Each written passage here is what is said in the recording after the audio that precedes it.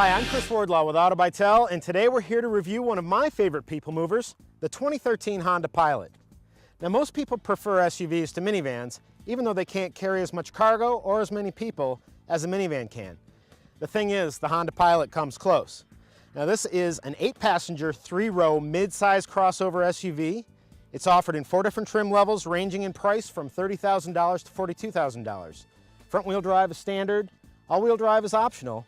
And while this really can't go off-roading very far, and it only tows about 4,500 pounds, the Pilot is built for the way most people live most of the time. Let's find out why. Now, you may have noticed that the Pilot appears to have been designed with a T-square. This is a classic 2-box design here, and that's because this is a utilitarian vehicle. It's not meant to be anything stylish per se. The only real styling elements that are on this vehicle are these flared fender wells. And part of the reason for that is because the Pilot's beauty is on the inside, kind of like with some of your best friends.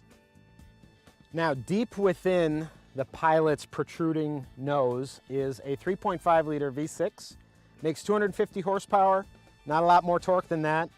And it's got variable cylinder management, which means that it operates on fewer of its 6 cylinders under certain driving conditions to help conserve fuel.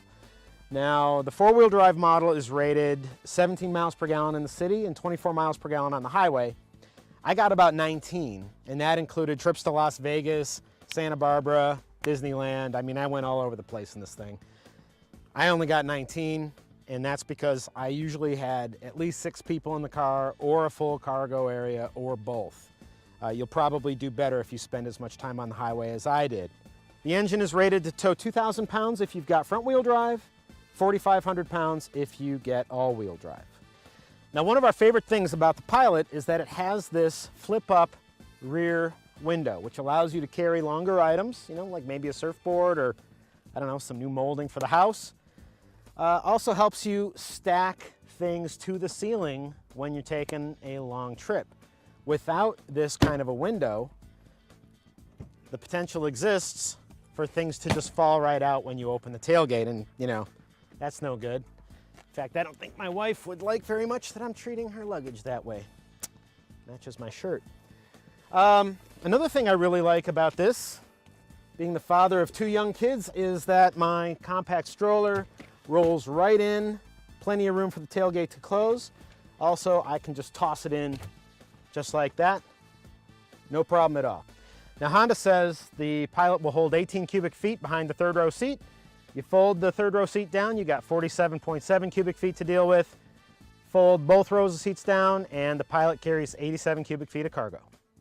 Now, as you can see, because we removed the front seat headrest, 3 adults will fit easily in the Pilot's 2nd row seat. In fact, you can put 3 forward-facing child seats in the 2nd row seat. And the touring model has these handy integrated sunshades, which, if you have an infant riding in a reverse-facing seat, that's important because that sunlight, even through this privacy glass, can be pretty bright on a little one's eyes. Now, one of the best things about the Pilot is how utilitarian the interior is. Now, that doesn't sound all that romantic because, you know, people like to have their cars a little fancy. But how many of the tools you have in your garage that are fancy? They're all utilitarian, and this vehicle is a tool. So you've got things like this dashboard bin, you've got a huge storage console. Inside here on the touring model, you have a 115-volt power outlet. Back here, you got video game jacks, all kinds of storage. I mean, there are 3 different storage areas in the door panels. You've got this little conversation mirror that lets you spy on everybody in the back seat. This is a really useful vehicle. One of the problems with it is, though, they've wasted a lot of space here on the center console, and all the controls are kind of squeezed together. Now, they're well marked, and it's a combination of buttons and knobs, which I really like, but things are a little bit busy. Honda has been working towards simplifying it. They're doing better. They've still got a ways to go. Perhaps the worst ergonomic flaw of this vehicle is this shifter location. When it's in drive and you're driving down the interstate and you want to change the radio station, you know how many times I did that and knocked it into neutral? Lots. Now, unlike most test cars, I actually spent a lot of time driving the Pilot. I've put 1,500 miles on this thing.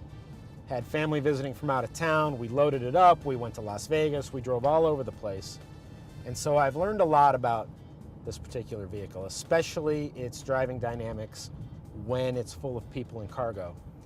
And aside from the fact that the engine is noticeably taxed, especially when climbing a mountain grade, when the car is full, this thing drives really well. I mean, the handling, the steering, the suspension tuning, the brakes, barely perceptible differences when this vehicle is fully loaded. And you can't say that about too many cars, SUVs, minivans on the market today.